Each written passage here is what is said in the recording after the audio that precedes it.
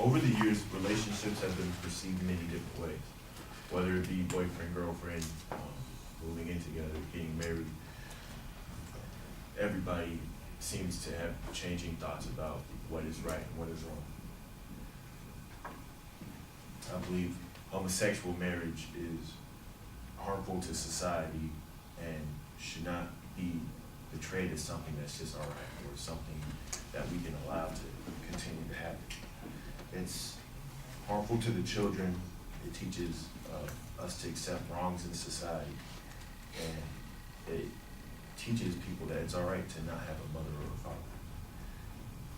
Hopefully, we'll understand the institution of marriage should stay between a man and a woman.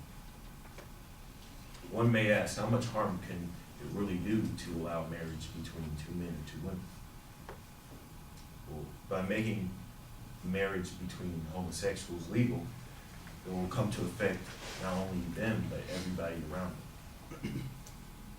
TFP says, it's in a child's best interest or a friend's best interest to be around mothers and fathers that raise and share life naturally the way it was supposed to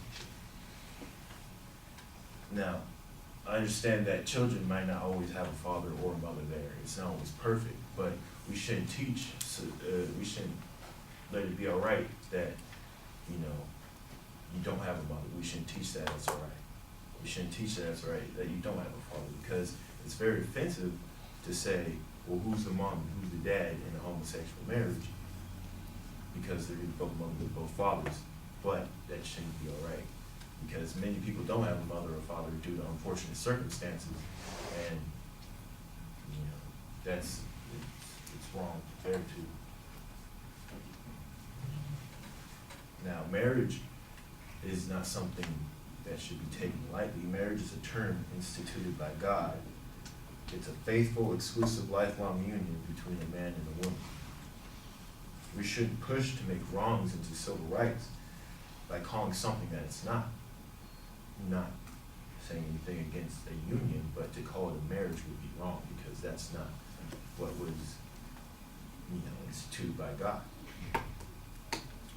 And by pushing these wrongs to be, I guess, accepted rights, we're forcing new social norms that will affect, this generation, the next generation, and the next generation. It's very possible to keep the institution of marriage between a man and woman, because you see nowadays it's still pretty normal to have mother and father raising a child. But when the rights of the community are taken into consideration, you understand that not everybody should feel a certain way. Not everybody's going to feel like this is all right or it's not. The FRC says same-sex marriage institutionalized the idea that people should just be allowed to do whatever they want.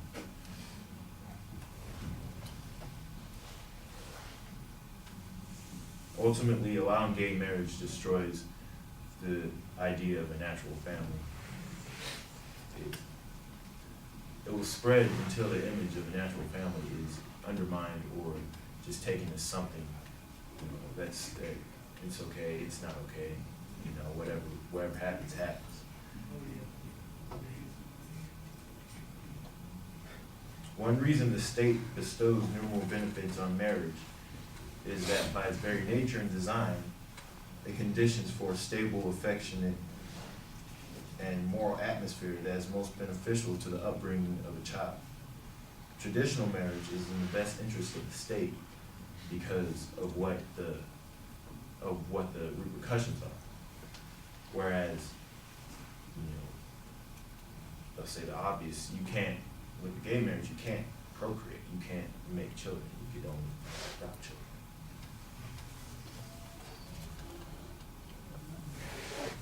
In conclusion, homosexual unions should not be promoted as marriage because simply it's not. It will affect society negatively and will continue to unless we embrace it as a wrong and do what was natural in raising a family and going after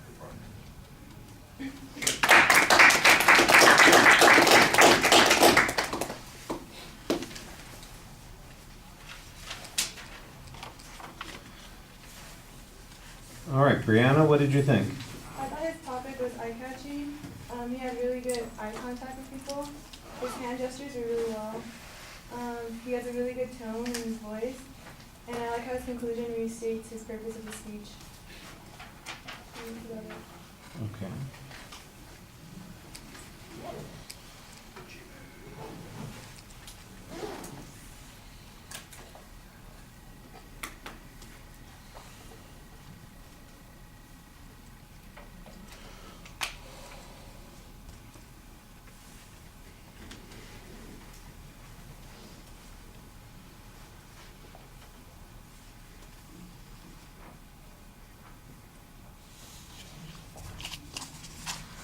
All right, well, I kind of agree with the topic being, eye-catching and different. It's a perspective that you don't hear a lot, and I think you are going to run into issues where the audience that you are speaking to is not always going to be open to the position that you have. So I think you need to adjust a little bit more. I do think that you try to present the argument as an opinion about what the consequence of this is going to be, how it's going to have an impact on families in the future. And I think that that's the strongest part of your argument, but it still needs some development. So for instance, you make this suggestion that in the future, how are people going to see relationships? Are they going to see this as being appropriate or approve of it? There's one point where you say, we're teaching that this is all right. There's clearly an inference on your part that it's not all right, and the thing that's not all right about it is the thing that you have to be careful about. What you want to focus on are the things that that the kids need to have a particular set of parents, that the value of marriage is really about society's desire to promote a certain kind of stability, and that gay partnerships don't really create that, as opposed to saying that there's something about these relationships that is immoral, unethical, violates a standard, which you do use sometimes of God's laws or rules or that sort of thing. And I think you want to be careful about that, because I think you'll find that audiences often are unreceptive to those sorts of appeals. They might be more willing to listen to arguments about the social issues and the socialization kind of stuff. Let's face it, if playing with Barbies can make kids self-conscious about their gender role, how does having two parents of one variety affect the way kids see their role or affect the way they see their lives? If the idea of a natural family is important, tell us a little bit about why it's important, because otherwise the parents of children, they just are the vessels for delivering the children. They don't have any obligation or responsibility to those kids except as biological vessels. It's if a natural family doesn't matter, then we could just place children wherever we want. They are basically society's issue, and that the parents don't have any particular role in that. And you're saying that that's not true, and I think that's an interesting argument that needs a little bit more development as well.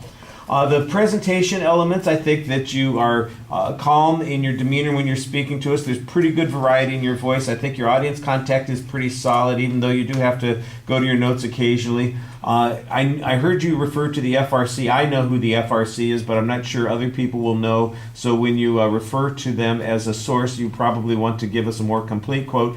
It wasn't quite clear to me. I heard TFP at one point, and I thought maybe that's a different organization, or maybe I just heard the acronym differently, so maybe it's still the FRC. So again, you want to cite your information a little bit more clearly there. All right, thank you.